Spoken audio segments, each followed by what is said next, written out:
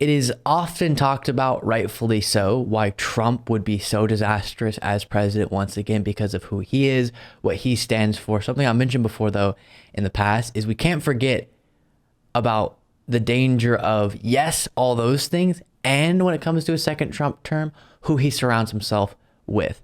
And I want to remind you of who he surrounded himself with. One example of that came across my attention recently. This is former senior advisor to Trump, a senior advisor, Stephen Miller. I'm sure you're aware of him. Just casually saying this about Watergate during a recent interview. The atmosphere, perhaps, Stephen is right, for true reform here at the DOJ. Sir, how do you go about doing it?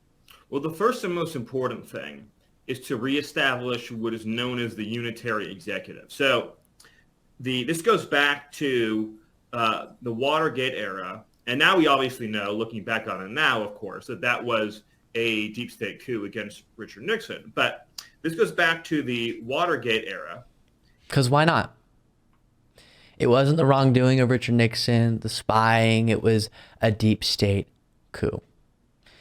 When you look at the world, I warn you all once again, when you look at the world through a conspiracy theorist lens, everything starts looking like a conspiracy theory, history, every world event, reality as a whole. Now, it's not just that with Stephen Miller. Rolling Stone reported on this. We don't have time today to go through this extensively, but top Trump advisor pushed for drone strikes on migrants. New book claims, and I've covered this on my show in the past, the fact that Miles Taylor is alleging that Stephen Miller asked an admiral about the prospect of, while a boat of migrants was headed towards the United States because it was in international waters, could the United States drone strike it and just execute countless human beings? That is who Trump surrounded himself with.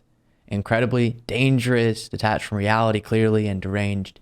And we must remember that as well as we enter into the 2024 presidential election. Thank you all so much for watching and listening to today's show. It is always so great to be with you. Again, you can find me at Luke Beasley on YouTube.